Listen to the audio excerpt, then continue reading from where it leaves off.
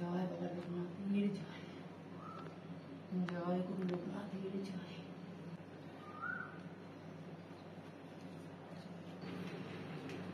বন্দনা করিয়া যত দেব দেবীগণে, বন্দিলাম বাবা লোকনাথের চরণে।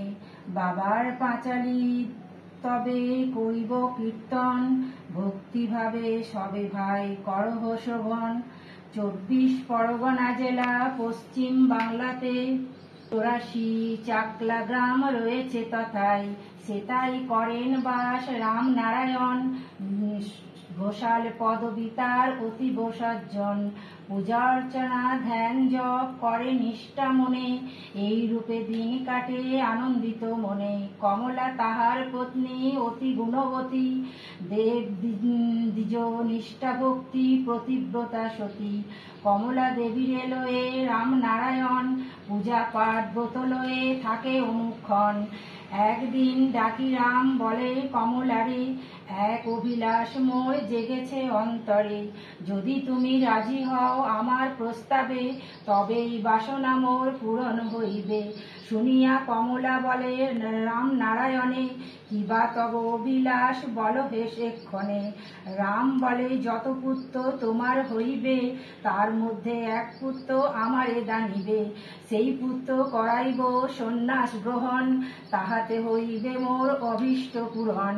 কমলা শুনিয়া তাহা বিস্মিত হইল, স্বামী অনুরোধে শেষে সম্মতি হইল। ক্রমে 3 পুত্র জন্মে কমলার গর্ভেতে, কিন্তু দিতে নাহি পারে স্নেহের বশেতে। 4র্থ পুত্রটির যবে প্রসব হইল, রামনারায়ণ তারে দেখিতে আসিল। জ্যোতির্ময় শিশু শুয়ে আছে শয্যা পরে, অসামান্য শিশু বলে ভাবিল অন্তরে।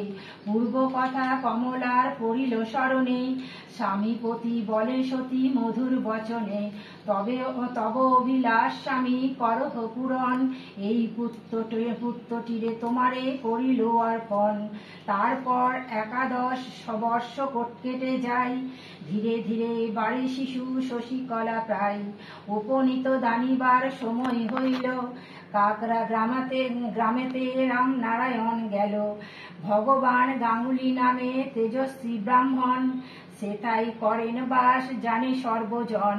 সর্বশাস্ত্রে সুপণ্ডিত সকলেই মানে, গোপনে সাধনা করে আপন ভবনে।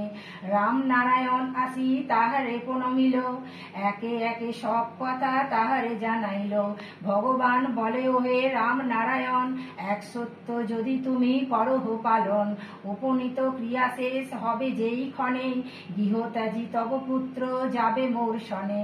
এই কথা যদি তুমি দাও হে আমায়, উপনয়ন ক্রিয়া আমি করাইব নিশ্চয়। কথা দিয়ে মহানন্দে রামনারায়ণ ফিরিল আপন গৃহে অতি খুশি মন। লোকনাথ শুনি তাহা অতি খুশি হয়, বাল্য সাথী বেণীমাধব সে কথা জানায়। বেণীমাধব শুনি তাহা অতি খুশি হইল, উপনীত হইবার ইচ্ছা প্রকাশিল। তা অতঃপর শুভ দিনে 2টি কিশোরে ভগবান গাঙ্গুলি যজ্ঞশ্রুত দান করে। তারপর ক্রিয়াকর্মে সবে শেষ হইল, শিষ্যদ্বয় লয়ে গুরু পথে বাহিরিল। শিষ্যদ্বয়ে শিক্ষা দেন এই স্থানে বসি, কালীঘাট ত্যাজিয়া তারা 3 জন। 12 বর্ষ এইভাবে করিয়া ভ্রমণ, শিক্ষা শেষে জন্মভূমি করে আগমন। জন্মভূমি প্রদক্ষিণ প্রণাম করিয়া, চলিলেন পুনর্দেশ বিদায় লইয়া।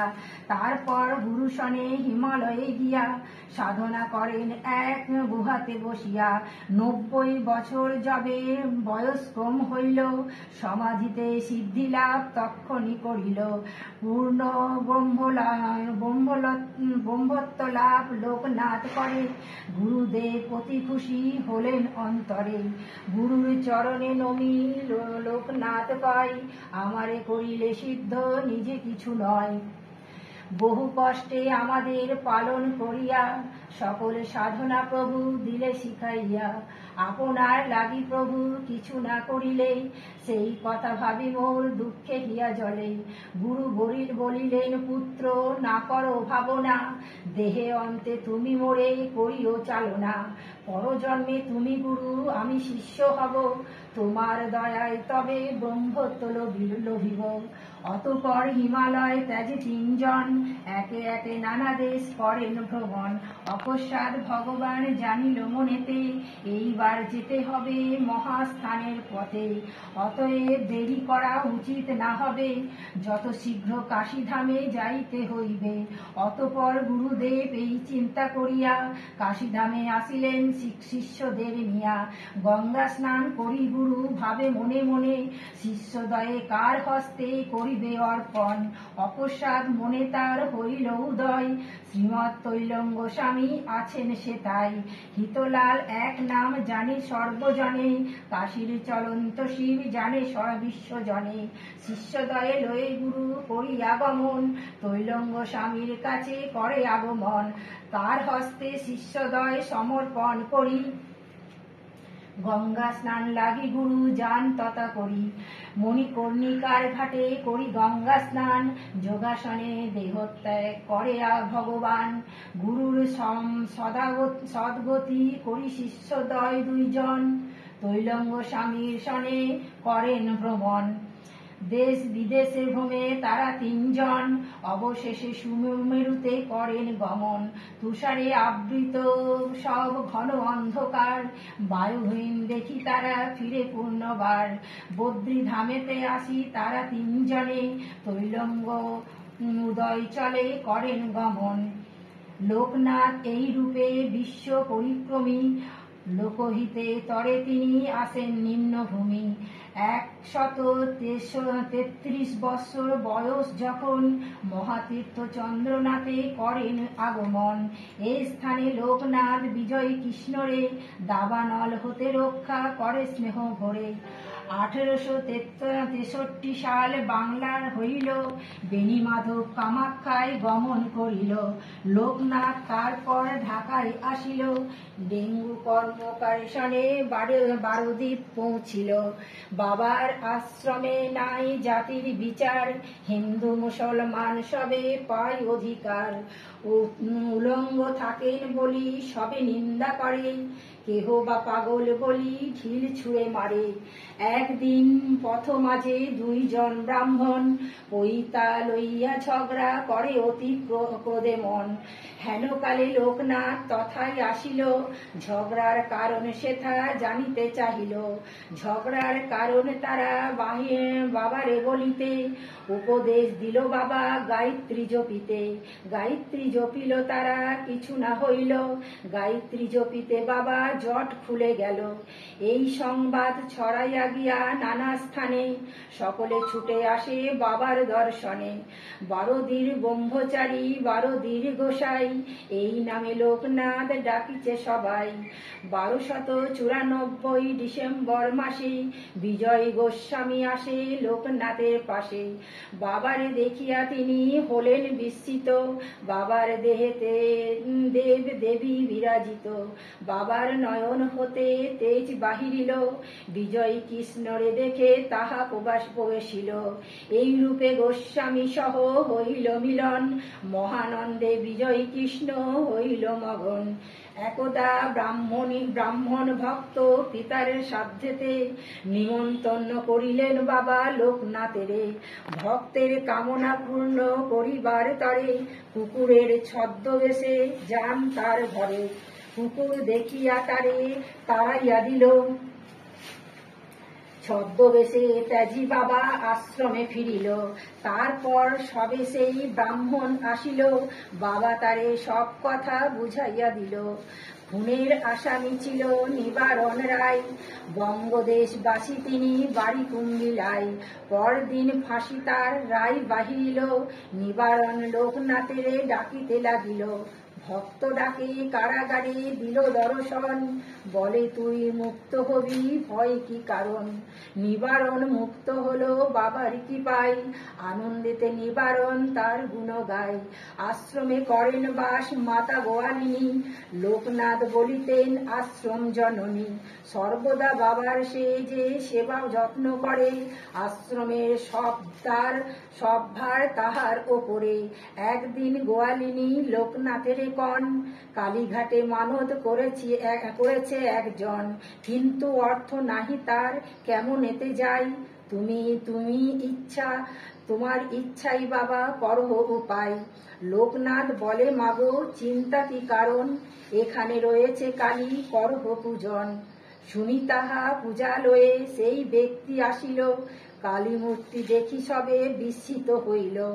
বাবার পরম ভক্ত বিহারী লালেরে উদ্ধার করিল বাবা অকুল পাথারে। ভাইয়ের রাজা ছিল রাজেন্দ্র নারায়ণ, আসিলেন লোকনাথে করিতে দর্শন। বাবার অপূর্ব মূর্তি করিয়া দর্শন, মহারাজ করিলেন শিষ্যত্ব গ্রহণ। বাবার মাহাত্ম কথা বর্ণনা না যায়, সহস্রা মুখেতে তাহা কহা নাহি যায়। লোকনাথ ছবি যিনি গৃহেতে রাখিবে, অন্নভাব তার ঘরে কভু না রহিবে। সকল বিপদে রক্ষা পাবে সেই জন, এক মনে লোকনাথে যে করে স্মরণ। 1297 সালে 19 জ্যৈষ্ঠীতে দেহত্যাগের বাঞ্ছা বাবার জাগিল মনেতে। এই বাঞ্ছা করে বাবা যোগেতে বসিল, মহাযোগে যোগীশ্বর দেহত্যাগাইল। বাবার যাবার বেলায় বাবা বলেন সবারে, সূক্ষ্ম দেহে রব আমি ভক্তের মাঝারে। আমি আছি ছিনু আমি রব পুনরায়, সর্বদা রয়েছি আমি ভক্তের রক্ষায়। জলে বা জঙ্গলে কিংবা যথাই থাকিবে, যে যেভাবে থাকো মোরে স্মরণ করিবে। সকল বিপদে রক্ষা করিব সবারে, ইহা কভু মিথ্যা নয় জানিবে অন্তরে। 160 বর্ষ বয়স যখন লোকনাথ অন্তর্ধান করেন, তখন লোকনাথ নাম যেথা একবার বলে, সকল বিপদে ত্রাণ পাই অবহেলে। লোকনাথ বাবার পাঁচলি যেবা পড়ে, রোগ শোক দুঃখ তার রহে নাকো ঘরে। এই গ্রন্থ যার গৃহে যতনে রাখিবে, সর্ব অমঙ্গল তার দুঃখেতে পালাবে। জয় বাবা লোকনাথ কৃপা করো মোরে, এই ভিক্ষা চাই প্রভু তোমার গোচরে। চিত্তপটে লোকনাথ করো অধিষ্ঠান, করিতে তোমার পূজা চাইয়াছে পরাণ। পূর্ণ কুম্ভ বাবা হেতা করেছি স্থাপন, ঘট পড়ি আসি বাবা করহ আসন। সচন্দন গঙ্গা জলে করাইব স্নান, কুম্ভ ভরি আনিয়াছি করো প্রভু স্নান। যথাশক্তি ধূপ দ্বীপ হেতারা জ্বালিয়াছি, অত্যন্ত সামান্য নৈবেদ্য তোমারে দিয়েছি। কৃপা করি তুমি বাবা করহ গ্রহণ, কৃপা করি এই সন্তানে করহ গ্রহণ। সদা তুমি থাকো বাবা ভক্তগণ পাশে, সদা আছো সবাকার নিঃশ্বাসে প্রশ্বাসে। দিনহীন আমি বাবা সন্তান তোমার, জব ধ্যান নাহি জানি না জানি আচার। দয়া করো নিজ গুণে ওহে দয়াময়, তোমার চরণে বাবা লইনু আশ্রয়। অধম তারণ তুমি দীনবন্ধু নাম, তোমার চরণে বাবা অসংখ্য প্রণাম। জয় বাবা লোকনাথ, জয় বাবা লোকনাথ।